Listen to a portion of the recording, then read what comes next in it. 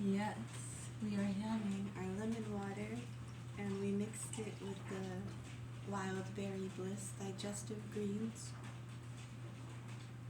Mmm, it is so good. This stuff right here, it tastes like the old blue slush puppies. I think so. It's really good.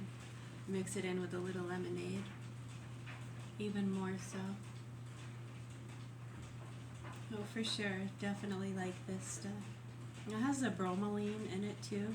And the digestive enzymes in there. Which is really good. Yes, that is what's in pineapple and a few other things. Bromelain. That's why they say it's good for digestion or something.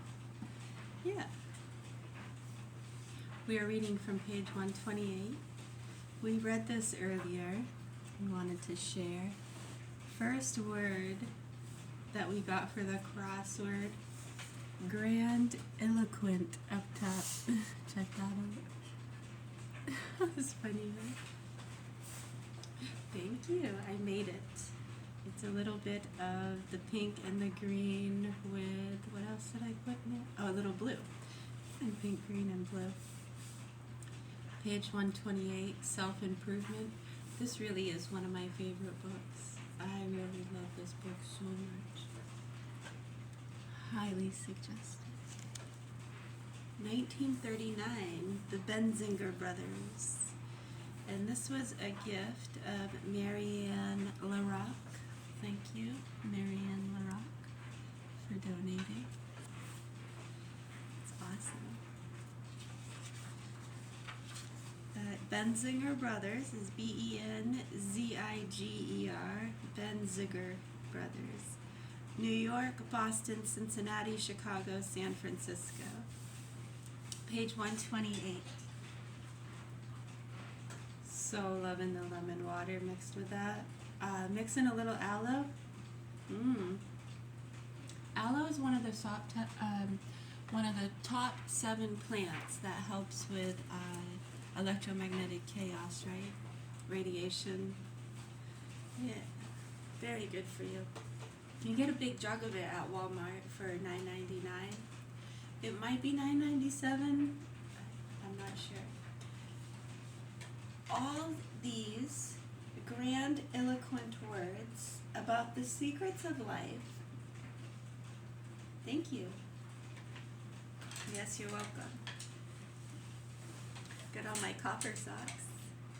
I love these copper socks. I mix and match. Oh, I know there's a hole in that one. I gotta fix it. I've had these for 8 years. Almost 8 years. 5, 6, 7, 6 years. 6 years I've had these socks. I got them in 2019. I'm pretty sure. You can check my Amazon records. They're awesome. It has a HC on the side. I can't remember what they're called. It's called something. There is an H there. You just can't see it because it's darker.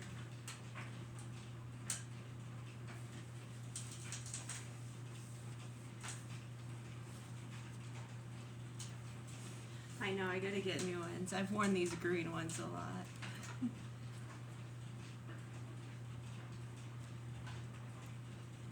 What's that?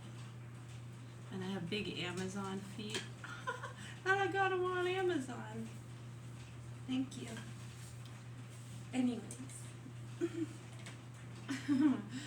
All these grandiloquent words about the secrets of life being solved or going to be solved have proved to be meaningless.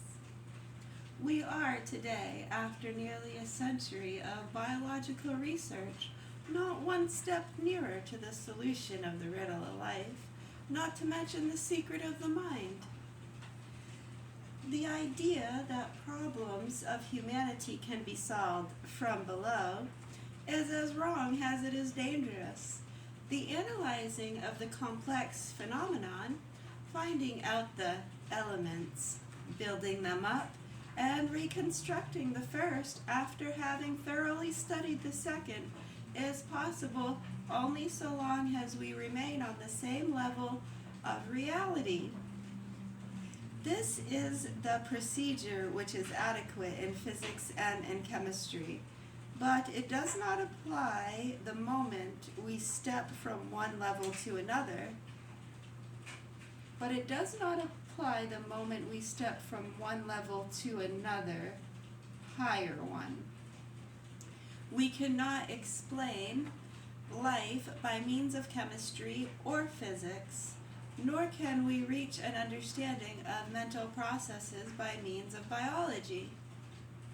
The undue generalization of the methods of science has proved a disastrous mistake indeed. It has led into the quite erroneous idea of reform, individual or social, having to start from below. Important though bodily health is for mental health, it is not sufficient to ensure moral health. Very strong, very healthy individuals, magnificent examples of the animal mind, may be very imperfect beings from the point of view of morality.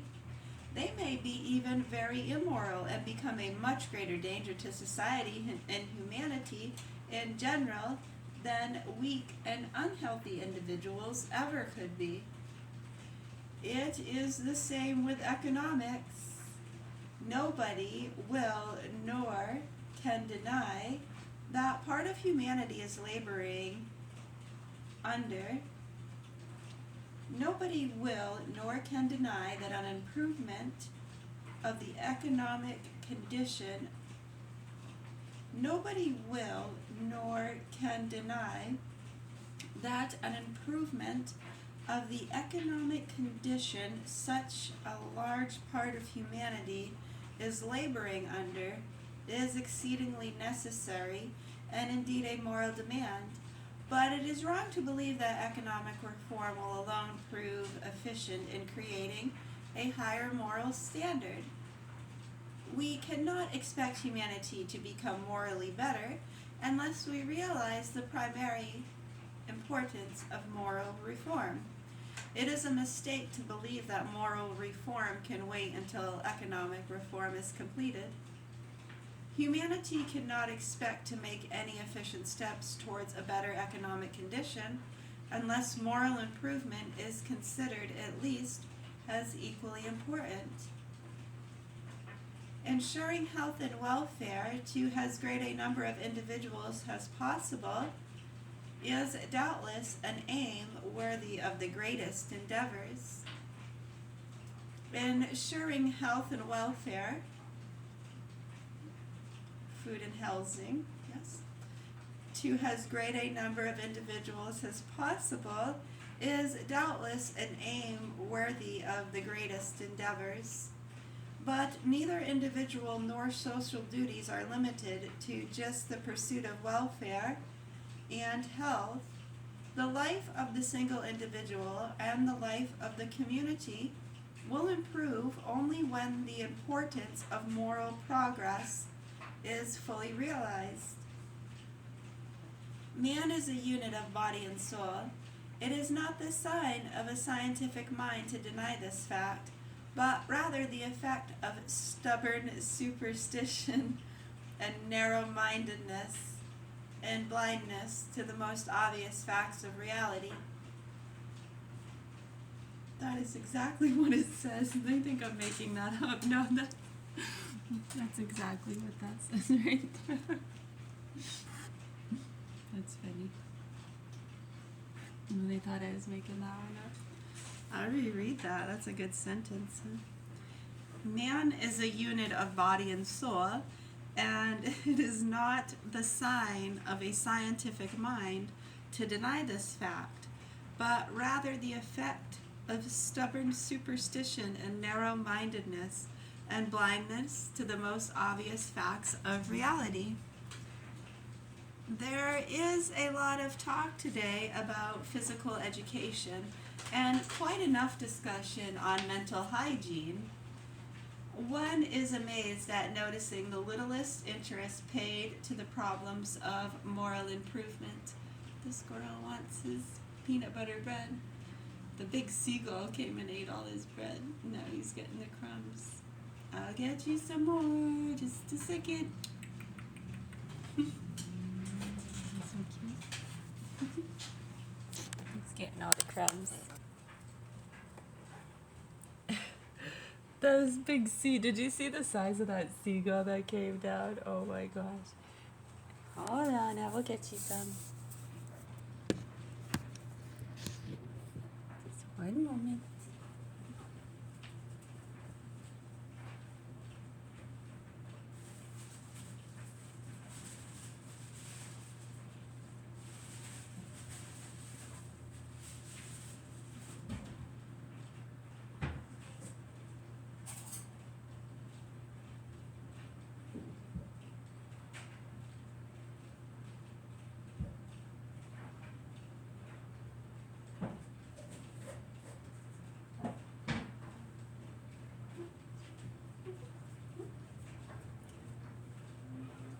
Here it goes.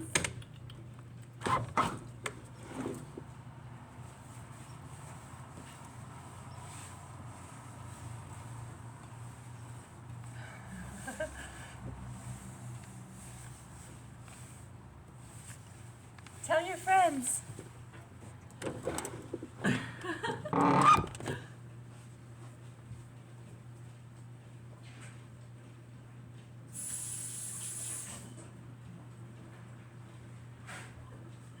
Not too many. If you invite too many, God will notice and he'll bitch about all the peanut butter and bread gone missing.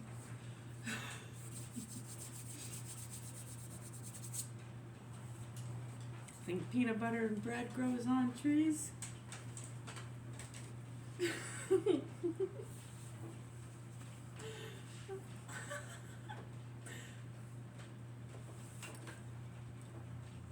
Yeah, we'll read just to the rest of this page.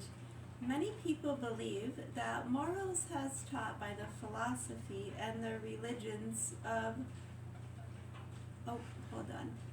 blindness to the most obvious facts of reality.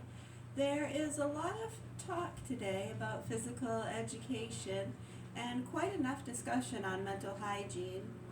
One is amazed at noticing the little interest paid to the problems of moral improvement. Many people believe that morals as taught by the philosophy and the religions of old have become obsolete and useless. A new world, they say, needs new morals. Even a superficial examination of the new morals shows that they are not at all new. They are but parts of the old, leaving out some of the duties enjoyed for nearly 2,000 years. It had been said unto man, "Thou shalt love thy neighbor," and there is no human being we are ever allowed to exclude, for there is no one who is not entitled to the name of neighbor. Modern morals say, "Thou shalt love thy comrades belonging to the same social class or the people belonging to the same race." These new commandments are, as everyone ought to see, but restrictions of the old ones. There is nothing really new in them. Good? I'll read a little bit more if you want. Page 130. Moral imperfections, as measured according to the old standard of morality, are in fact very often at the bottom of many troubles. Though these troubles may become manifest in the first place within social life or in relation to work, their very origin often, indeed in the majority of these cases, has to be sought for in moral imperfections. There can be no question of giving a complete list and an exhaustive description of all the various kinds of moral imperfections and their effect on individual happiness. The instances noted below will, however, be sufficient for supplying a general idea of the essential factors involved. Striving must first of all know the goal it is going to pursue. Knowledge, as such, does not start action. This is done by will. But will has, before it can become active, or rather man, before he can begin to act, has to decide whether how he is going to act. Even a quite insignificant action presupposes decision.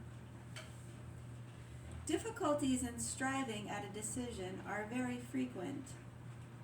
They rank from a tendency to evade decision or to postpone it in a total incapacity of deciding at all. Indecision is closely related to doubt.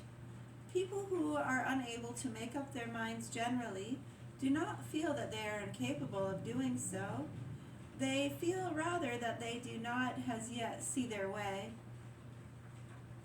If once they would know the surest and the best way, they would be quite ready to act. So at least they tell us. But in the meantime, they do not see clearly what has to be done, and they do, therefore, nothing at all. They call themselves prudent and despise other people because of what they call their imprudent haste. Haste is of course wrong too, though there are certain situations calling for quick action. True prudence and legitimate deliberation are, however, very different from lack of decision and unduly prolonged doubt. We'll pause there. Thank you. You're welcome. The big seagull is gonna come down and swoop up